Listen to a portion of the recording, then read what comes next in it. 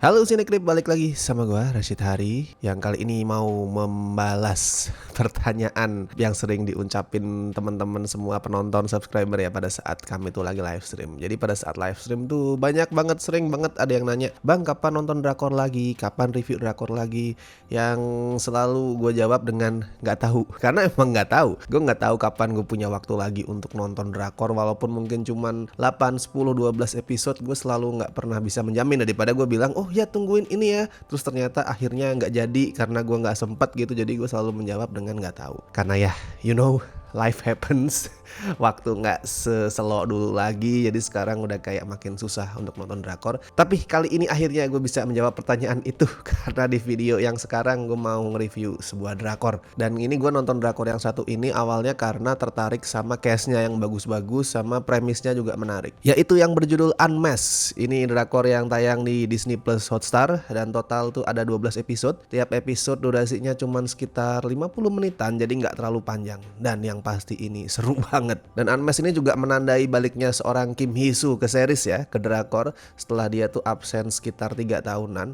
Dan di sini dia meranin karakter yang namanya Oh Sur-young, seorang jurnalis senior yang mengepalai program investigasi kriminal di TV yang namanya itu Trigger. Ya intinya sih gini, Trigger itu adalah acara yang bertujuan buat mengungkap kasus-kasus kejahatan yang kesulitan buat diungkap sama pihak berwajib. Makanya drakor ini dikasih judul Unmasked, soalnya kerjaan si protagonis adalah ngebuka topeng, nge-unmask topeng para pelaku kejahatan. Kayak itulah acara-acara TV malam yang tentang crime, yang isinya itu mengupas sebuah kasus, pakai reka ulang ke adegan, reka ulang peristiwa, terus kemudian mereka munculin clue, ngasihin teori ini itu. Nah, Trigger tuh acara semacam itu. Tapi walaupun di sini yang jadi sorotan utama adalah Kim Hee-soo, bukan berarti Unmasked isinya cuma dia doang ya. Satu hal yang gue suka di sini adalah naskahnya itu mau nge-explore karakter-karakter lain. Karakter-karakter sampingannya juga dieksplor di sini. Ada Kang Gi-hoo namanya yang diperanin Jo Jung Hyuk, dia ini adalah si pegawai magang yang berambisi buat naik jabatan. Terus ada Han-do yang diperanin Jung Sung-il, dia ini anak baru yang cinta hewan tapi benci sama manusia. Unik karakternya. Dan masih banyak lagi anggota tim Trigger lain yang nggak kalah menarik dan juga dieksplor sama naskahnya. Semua kebagian porsi buat dieksplorasi. Makanya seiring waktu gue tuh berasa beneran kenal sama tiap karakternya.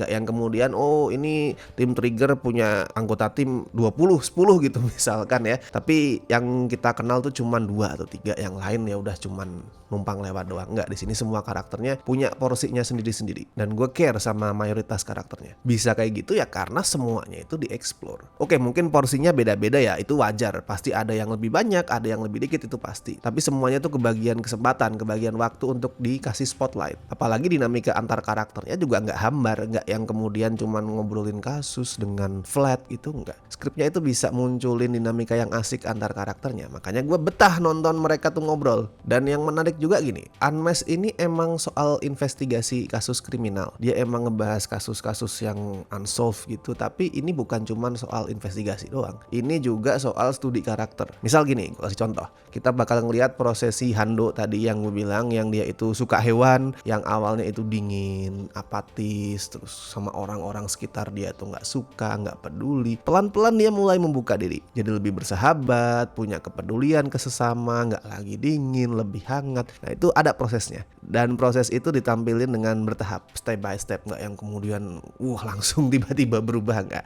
Pelan-pelan kita diliatin transformasi dia. Terus karakter si Oh Sur-young juga yang diperanin Kim Hee-soo itu di awal sekilas tuh sebatas kayak jurnalis keras kepala yang nggak mau diatur sama atasannya, yang terlalu berani, yang nekat. Tapi makin kesini makin kita lihat juga tuh sisi personal dia yang lebih fragile, lebih rapuh, punya masalah personal. Dan as expected ya, Kim Hee-soo itu bisa menghidupkan kompleksitas karakter dia dengan oke banget. Ini alasan gue selalu suka nonton drama-dramanya Kim Hee-soo tuh. Dia tuh bisa balance antara sosok yang serius, yang tough, tapi juga kadang bisa kerasa lucu banget. Di satu titik dia bisa kelihatan kayak wah ini keren banget, atau kemudian wah ini sedih banget ya ceritanya. Tapi di kesempatan lain anjir konyol juga ternyata. Gue suka keseimbangan yang bisa dimunculin sama Kim Hee-soo di sini. Ada banyak momen favorit favorit gua soal karakter dia, karakter Oh Soo-ryong.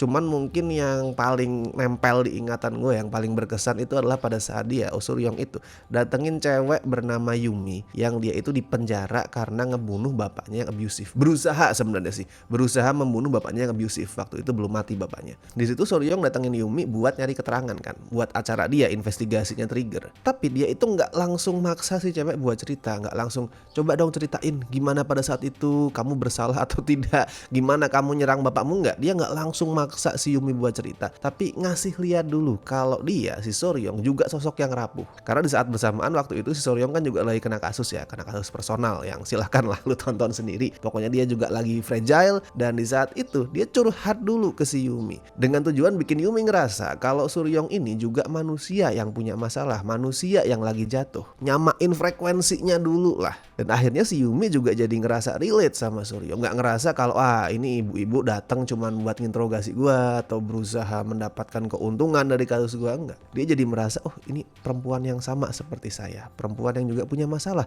yang juga dihianati sama laki-laki. Akhirnya dari situ mulailah si Yumi terbuka. Itu gue suka banget adegan itu, nggak yang preachy, nggak yang kemudian ngomong langsung ke penonton ini loh caranya untuk mengambil hati seseorang seperti Yumi. Nggak perlu diomongin, langsung dikasih lihat contohnya, gini loh caranya. Nah tapi tadi walaupun gue sempet bilang kalau Unmasked bukan sebatas soal investigasi, dia juga soal studi karakter, itu bukan berarti kasusnya setengah matang ya, bukan berarti kasusnya nggak seru. Nggak, justru itu poin keseruannya adalah di kasusnya. Yang bikin Unmasked itu punya bobot emosi adalah studi karakternya, tapi yang bikin dia seru adalah kasus-kasusnya. Soalnya kasus yang diurus sama tim Trigger ini bukan kasus sembarangan, kasusnya wah biadab semua kalau gue bilang sih. Ada pelecehan, ada pembunuhan juga ada dua ya, ke manusia, ke hewan, ke kucing. Pokoknya semua itu bakal bikin lu emosi. Dan directing dari si sutradaranya ya, si Yoo Sun-dong itu bisa munculin keseruan di banyak momennya tanpa harus pakai adegan action. Nggak yang kemudian tim Trigger itu harus kejar-kejaran terus, berantem, pukul-pukulan pada saat mengusut sebuah kasus biar dramanya kerasa seru. Nggak harus kayak gitu. Intinya sih ya itu tadilah, Unmasked adalah series drakor yang seru. Dia nggak takut buat masuk ke ranah yang lebih dark. Di banyak titik gue ngerasa anjir ini dark banget,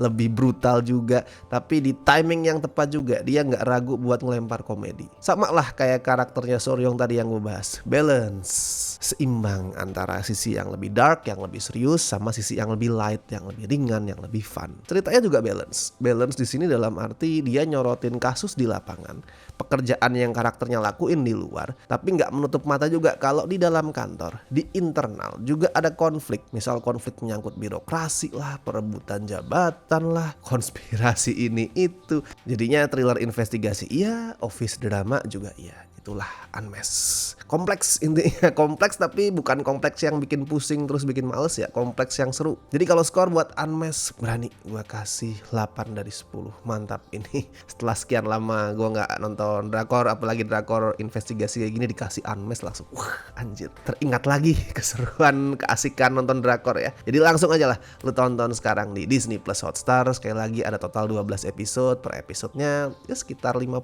menit sampai sejam. Dan buat yang udah nonton bisa bagiin opini kalian, review kalian di kolom komentar. Bebas, silakan berkomentar apapun itu. Dan seperti biasa gue ingetin, jangan lupa like video ini, subscribe Cinecrip. Dan buat teman-teman yang pengen join membership seperti biasa, gue persilahkan untuk dapetin benefit di tiap tiernya. Bisa dicek dulu tiap tier benefitnya apa aja. And thank you so much buat teman-teman yang masih setia join sampai hari ini, terutama beliau-beliau berikut ini dari tier Besti, La Familia. Makasih banget. Alright then, kalau gitu gue Rashid Hari. Sampai ketemu di review-review drakor lainnya. Semoga